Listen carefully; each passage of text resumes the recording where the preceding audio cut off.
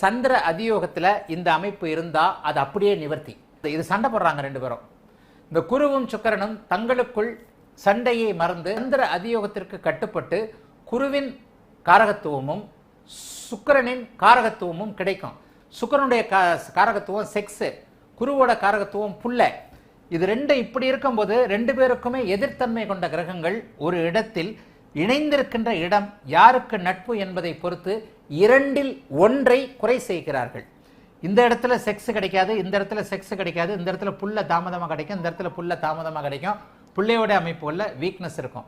யார் நட்பு வீட்டில் இருக்கிறார்கள் என்பதை பொறுத்து இவர்கள் யார் எப்படிப்பட்ட நிலைமைகள்ல இருந்தாலும் பூரணன் சந்திரனாக பக்கத்தில் எதிரில் இருக்கக்கூடிய சந்திர அதியோகத்தில் இந்த குரு சுக்கிர பலன் நடக்காது. செக்ஸும் கிடைக்கும், புள்ளையும் கிடைக்கும். ஒருத்தர் நல்ல கேள்வி கேட்டார். சனி பார்த்துட்டார். ஜோதிடம் முரண்களின் மேல் அமர்ந்திருக்கிறது. சனியின் பார்வை இருக்கின்ற அமைப்புகள்ல இந்த அதிக சுபத்துவம் என்கின்ற முரண்பட்ட தன்மை நீங்கி தாம்பத்தியம் கிடைக்கிறது.